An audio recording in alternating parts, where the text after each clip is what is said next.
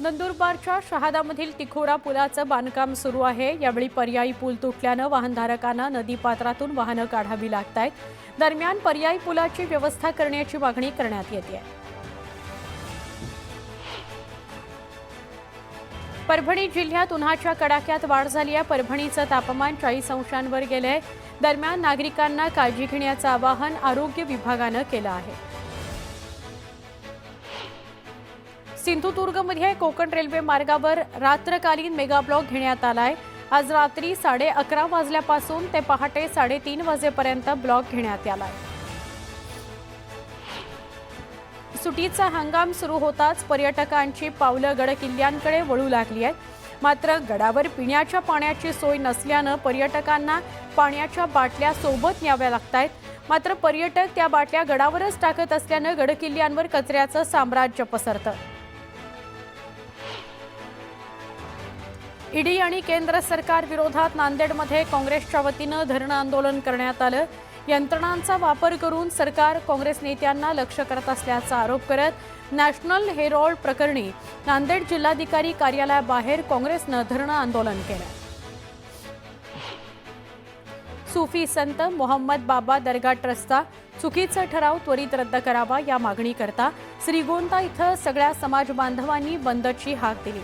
शहरातून मोर्चा काढत तहसील कार्यालयावर ठिय्या आंदोलन करण्यात आलं।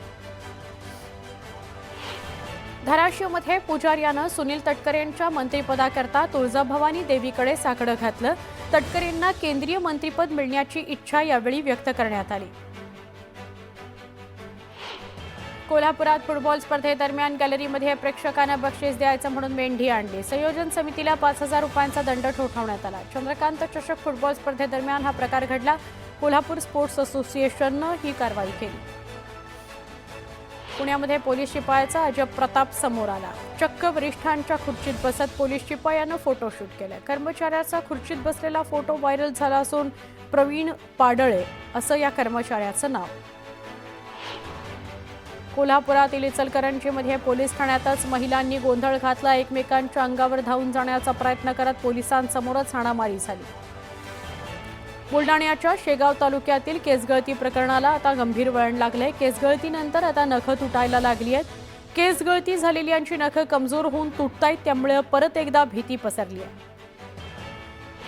एसटीमध्ये तपासणी अधिकाऱ्यांची मनमानी पाहायला मिळतेय। कोल्हापुरातील गडहिंग्लज संकेश्वर बसमधील प्रवाशांना बस स्टँडच्या आधी 3 किलोमीटर अंतरावर सोडण्यात येतं, त्यामुळे प्रवाशांमध्ये तीव्र संताप आहे। चितळेंच्या बाकरवडीची कॉपी बनवून म्हणजे बनावट बाकरवडी पुण्यामध्ये विक्री सुरू आहे। गेल्या 1 वर्षांपासून चितळे स्वीट होम या नावानं बनावट बाकरवडी विकली जाते। या प्रकरणी पर्सनल सेक्रेटरी म्हणून काम करणाऱ्या प्रमोद चितळे विरोधात तक्रार दाखल करण्यात आली आहे। चंद्रपूरच्या ताडोबांधारी व्याघ्र प्रकल्पामध्ये कॉर आणि बफर भागात मुबलक व्याघ्र प्रदर्शन होत असल्यानं पर्यटक सुखावले। यावेळी वनमजुरानं कामादरम्यान त्याची झाडावर पॅन्ट ठेवली होती। खेळण्याकरता आलेल्या वाघाच्या बछड्यानं पॅन्ट खाली खेचण्याकरता झाडावर चढत ती पॅन्ट खाली खेचून काढली आणि तो तिच्याशी खेळू लागला। या मनमोहक दृश्याची सगळ्याच पर्यटकांना भुरळ पडली। महाड शहरात खाण्याच्या शोधात माकडांच्या टोळक्यानं शहरात शिरकाव केला। झाडावरील आंबे, अंगणातील वाळत ठेवलेलं वाळवण आणि अशा अनेक पदार्थांचं माकडांनी नुकसान केलं, त्यामुळे वनविभागानं माकडांचा बंदोबस्त करावा अशी मागणी केली। वक्फ दुरुस्ती कायद्याला सुप्रीम कोर्टानं स्थगिती दिली आहे। सुप्रीम कोर्टाकडून जैसे थे परिस्थिती ठेवण्याचे आदेश देण्यात आले। 7 दिवसात उत्तर देण्याचे आदेश केंद्र सरकारला देण्यात आले, तर पुढील सुनावणी 5 मेला होणार आहे। दीनानाथ मंगेशकर रुग्णालयातील गर्भवती महिलेच्या मृत्यू प्रकरणातील अहवाल जिल्हा मेडिकल बोर्डाकडून पोलिसांना पोस्टानं पाठवण्यात आला।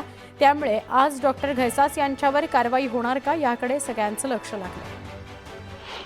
2 दिवसांपूर्वी खेड बस स्थानकात मद्यधुंद अवस्थेत हाणामारी करणाऱ्या 2 एसटी कर्मचाऱ्यांचं निलंबन करण्यात आलं। एसटी महामंडळाची प्रतिमा मलिन झाल्यानं त्यांना 3 महिन्यांसाठी निलंबित करण्यात आलं। अकोल्यात सध्या 5 दिवसांआड पाणीपुरवठा होतोय, त्यामुळे मलकापूर भागातील नागरिक आक्रमक झालेत. उबाठाच्या नेतृत्वात पालिकेवर घागर मोर्चा काढत पाणी देण्याची मागणी करण्यात आली. यावेळी संतप्त शिवसैनिकांनी पालिकेतील जलविभागाची तोडफोड केली. लासलगावात महायुती सरकारच्या विरोधात शेतकरी संघटना आक्रमक झाली. शेतकऱ्यांना कर्जमाफीचं दिलेलं आश्वासन पूर्ण न केल्यानं सरकारच्या जाहीरनाम्याची होळी करण्यात आली.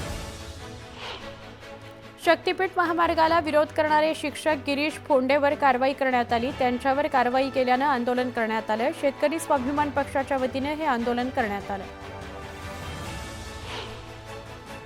4,500 किमीचा थक्क करणारा प्रवास करत एक मादी कास गुहागर समुद्र किनाऱ्यावर येते आणि 120 अंडी घालते. त्यातील 107 पिलांना यशस्वीरित्या जीवदान मिळतं. पुण्याच्या औंधमध्ये भारत आणि उझबेकिस्तान दरम्यान संयुक्त लष्करी सरावाचं आयोजन करण्यात आलं. दोन्ही देशांकडून 60 जवान 28 एप्रिलपर्यंत सराव करणार आहेत.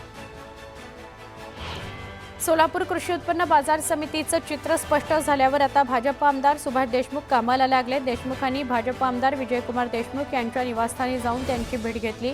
सोलापूर बाजार समिती निवडणुकीमध्ये भाजप आमदार सुभाष देशमुख विरुद्ध भाजप आमदार सचिन कल्याण शेट्टी यांच्यात काटेकी टक्कर आहे.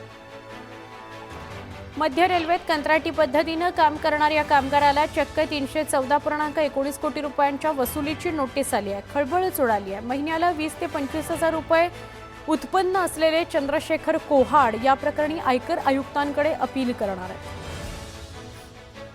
समृद्धी महामार्गाच्या शेवटच्या टप्प्याचं उद्घाटन मे महिन्याच्या पहिल्या आठवड्यात होणार आहे. इगतपुरी ते आमने या 76 किलोमीटरच्या शेवटच्या टप्प्याचं काम पूर्ण झालंय. पंतप्रधान नरेंद्र मोदींच्या हस्ते उद्घाटन करण्याच्या हालचाली सुरू आहेत. नाशिकच्या काठेगल्ली हिंसाचार प्रकरणी 1400 ते 1500 जणांवर गुन्हा दाखल करण्यात आलाय. आतापर्यंत 57 संशयित आरोपी निष्पन्न झालेत. 25 जणांना नाशिक पोलिसांनी अटक केली आहे.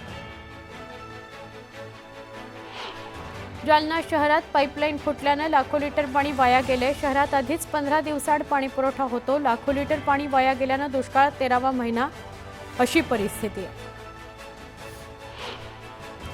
मालवणच्या राजकोटमध्ये नव्यानं उभारण्यात येत असलेल्या शिवरायांच्या पुतळ्याच्या कामाला वेग आलाय. 95% जास्त काम पूर्ण झालं असून महाराष्ट्र दिनी पुतळ्याचं अनावरण केलं जाणार आहे. अमरावती विमानतळाचं उद्घाटन थाटात संपन्न झालं. मात्र उद्घाटनाच्या वेळी नामांतराचा वाद उफाळून आला. विमानतळाला पंजाबराव देशमुखांचं नाव देण्याची मागणी असताना संत गुलाबराव महाराजांचं नाव समोर आलं. वर्ध्यात स्थानिक स्वराज्य संस्थांच्या निवडणुका गेल्या 3-3.5 महिन्यांपासून प्रलंबित आहेत. त्यामुळे सरपंच पदासाठी आरक्षण सोडत काढण्यात आली आहे. चिमुकल्यांच्या हस्ते चिठ्ठी काढण्यात आली आहे. वाशिम तालुक्यातील 84 ग्रामपंचायतीच्या सरपंच पदाकरता आरक्षण सोडत प्रक्रिया पार पडली. ग्रामपंचायत निवडणुकीच्या पार्श्वभूमीवर ही आरक्षण प्रक्रिया महत्त्वाची मानली जाते. यानंतर स्थानिक राजकीय हालचालींना वेग येण्याची शक्यता आहे. पंढरीची वारी आता थेट साता समुद्रापार जाणार आहे. श्री विठ्ठल रुक्मिणी मंदिर काही वर्षात लंडनमध्ये भव्य दिव्य स्वरूपात साकारलं जाईल. त्या निमित्तानं पंढरपूर ते लंडन अशी जगातली सगळ्यात मोठी आंतरराष्ट्रीय दिंडी निघाली आहे.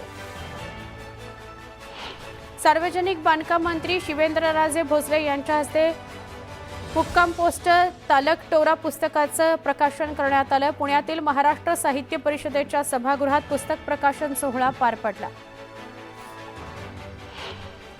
नंदुरबार जिल्ह्यातील तळोदा तालुक्यातील मोर खडवर या रस्त्यावरील मोड गावाजवळ असलेल्या निजरा नदीवरील पूल धोकादायक आहे. तब्बल 1,92 लाख खर्चून पुलाच्या स्लॅबमधील सळ्या पूर्णपणे बाहेर आल्या. त्यामुळे वाहन चालकांना त्रास सहन करावा लागतोय. दुर्घटनेआधी पूल दुरुस्त करा अशी मागणी होती आहे. साताऱ्यातील माण तालुक्यातील क्लासला गेलेल्या 9 वर्षाच्या मुलाचा शेततळ्यामध्ये मृतदेह आढळलेला आहे. रात्री उशिरापर्यंत घरी न परतल्यानं क्लासमध्ये विचारपूस केली असता तो क्लासला आलाच नसल्याचं समोर आलं. या प्रकरणी पोलिसांकडून मृत्यूचा तपास सुरू आहे. सांगली जिल्ह्यातील वाळवा तालुक्यातील कुरळप इथं हनुमान जयंतीनिमित्त गौतमी पाटीलच्या सांस्कृतिक कार्यक्रमाचं आयोजन करण्यात आलं होतं. यावेळी गौतमीच्या अदांनी सगळ्यांना घायाळ केलं। यावेळी पुरुषांपेक्षाही महिलांची गर्दी जास्त होती।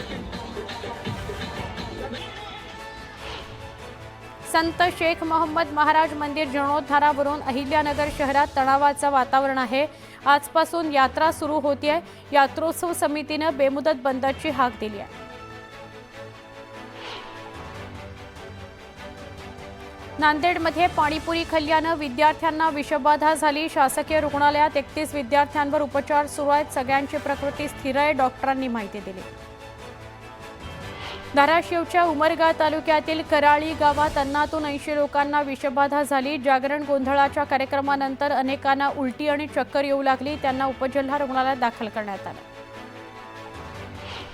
ठाणे जिल्ह्यातील खडवलीमध्ये खासगी वसतिगृहातील 2 अल्पवयीन मुलींवर लैंगिक अत्याचार केल्याची धक्कादायक घटना समोर आली। इतकंच नव्हे तर मुलांना बेदम मारहाण झाल्याचंही समोर आलं।